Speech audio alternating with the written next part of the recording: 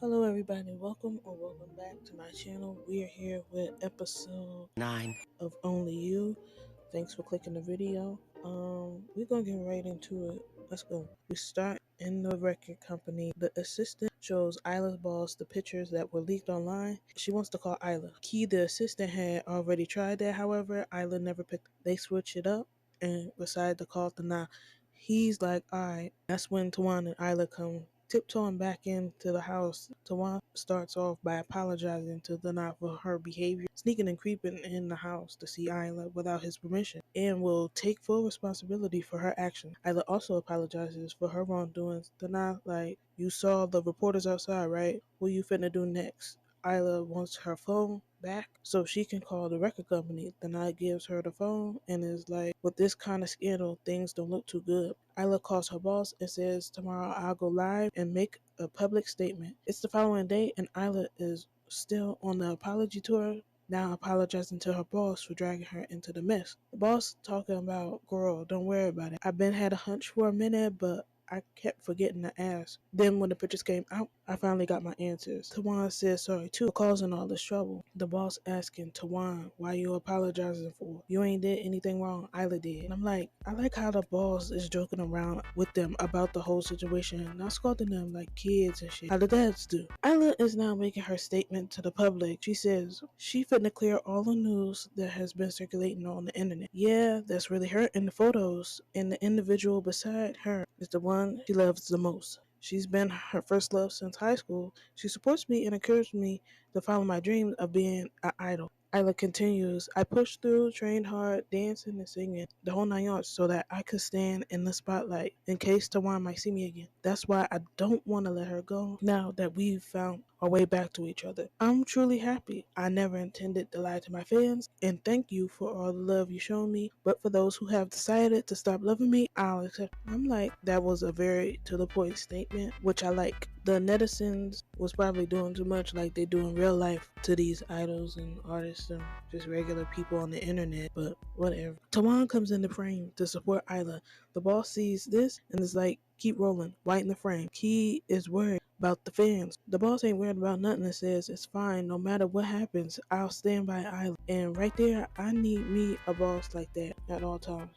Bruh, having a boss that's a writer is a dime a dozen. Like, seriously. Tawan wipes Isla's tears. Then Isla officially introduced Tawan as her girlfriend for the world to know. I'm looking at Tawan like Tawan looks like a deer caught in the headlights, like spooked, stiff, and confused with a touch of discomfort in front of these cameras. I would too, because I'm not really a camera person. The boss tells them that the fans support and back them.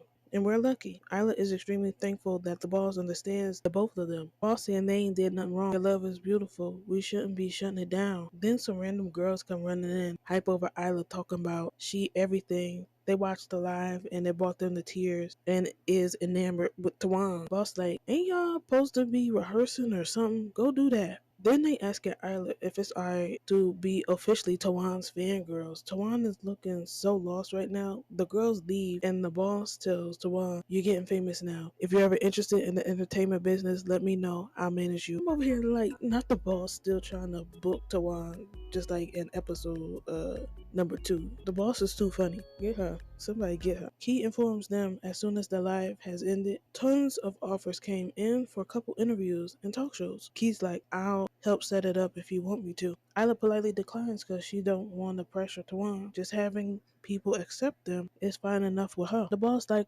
okay, cool. Long as you're happy, I'm happy. We jump to Mac being messy again, showing the dad a post of Isla and Tawan. Mac talk about Tawan is so shameless. The fans are cursing and flaming our whole family. Some Claude like, so where's the comments insulting us at, Mac? He shows some posts and some Claude is unfazed because it's a burner account. He tells Mac to quit being jealous. It's not manly. And I disagree. The feeling of jealousy is a normal emotion to have. It's how you handle the jealousy. Example, last year, somebody got a job that I want. I was a little jealous and hurt, but now I'm doing YouTube, which I find enjoyment in. Mac is pissed and says, sorry, I'm not as manly as your golden child. Then storms off and destroys a picture of Tawan before leaving. Back with Tawan and Isla at the record label, and Cloud comes in and demands Tawan to come home with him. Tawan says, nah, you go head home. When I'm done here, I'll come talk to you. Claude tells Tawan, Haven't you caused enough trouble? You plan to stay and drag our name through the mud even further? Isla's dad is here now too, popping his shit, talk about what right do you got to call my daughter a disgrace to your kid? Song Claus says, am I wrong? The internet is digging into my daughter's entire past right now. And I like, so what, you scared of your skeletons coming out the closet, Song Claus? Song Claus tells Tawan again to come home and stay away from Isla because no one in our family will ever be associated with theirs. Dana is fine with it, but says, you better make sure she stays away from my daughter. Song Claus and Dana start arguing. Isla tells them to stop fighting. Then says, why is it that people understand and support us isn't our own dads? Why can't y'all just be happy for us? Or are the things in the past really that important? The dads ain't hearing what Isla's saying. They just on repeat talk about come home to their daughters, but in sync this time. The boss is watching this messy family drama and tells the two of them to just go home for now and talk things out. Isla bows to Son Claude. Dana cuts that shit short and tells her don't show respect to him and grabs her and takes her home. At home, Dana tells Isla to forget Tawan because it's not possible. He can't accept being related to Son Claude. Isla tearfully says, even though you know I'd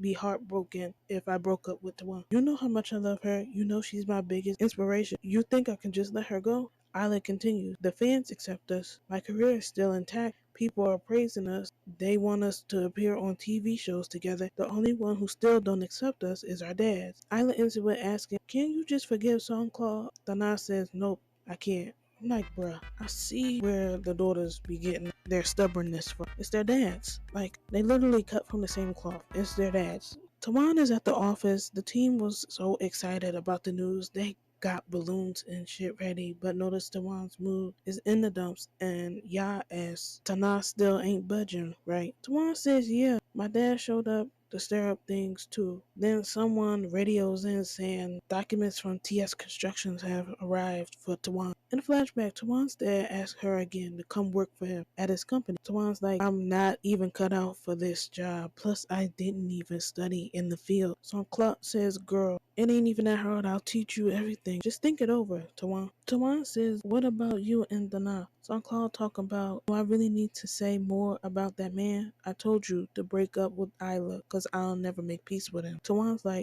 we're in love. We're not breaking up. So Claude brushes all that to the side and tells her to go study the company operations and change your last name back while you're at it. Out of the flashback, Tawan tells the team that her dad wants her to come and work for him. Nana and Typhoon worried about the company being shut down and them losing their jobs. Ya tells them not to jump to any conclusions. Tawan tells them she ain't shutting down the company. Tawan is invited to Thana's house since she was standing out there. And he says to promise that she won't sneak in the house to see Isla again. Because if you love her, please treat her with more respect than you have before. I understand where he's coming from. You know, sneaking and creeping in the house is crazy. You know, y'all way too grown for that. We could have done it, the right way. But anyway, he asks, does the son Claude try to stop you? She like, he does try, but I won't obey. The nurse is so stubborn. Your family can't even accept Isla, and you expect me to let her suffer like that? Isla says, I'll be happy as long as I have Tawan.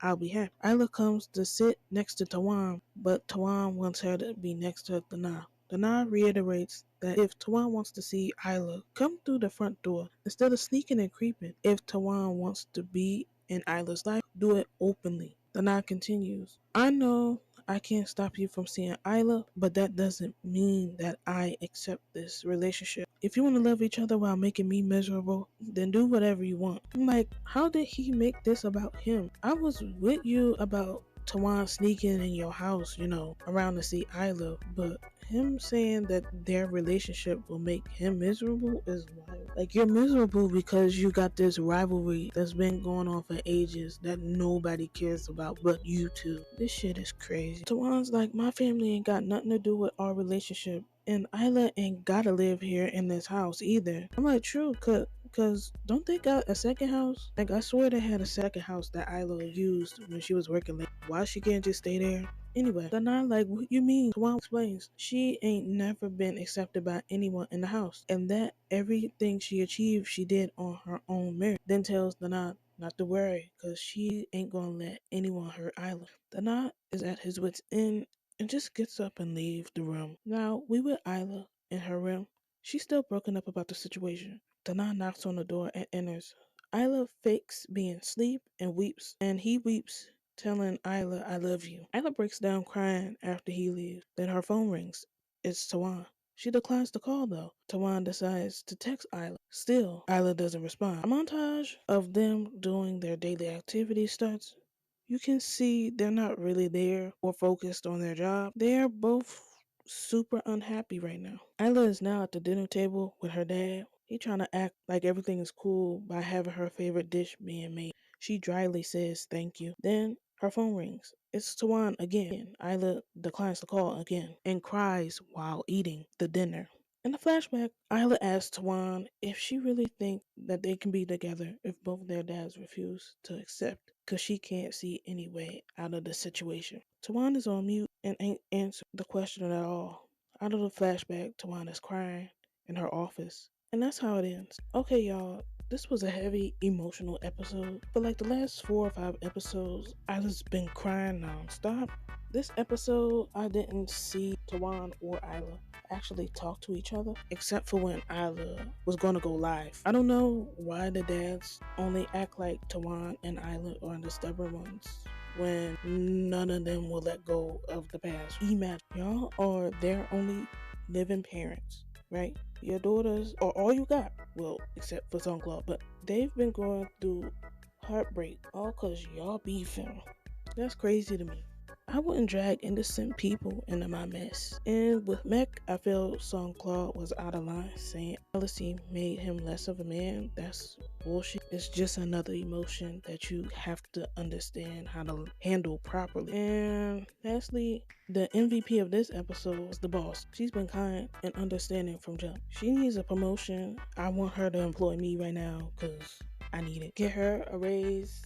Somebody get her a gift basket. She the best boss in the world. That's the end of the video. Like, share the video if you want more of my content. Be safe out here, y'all, and later.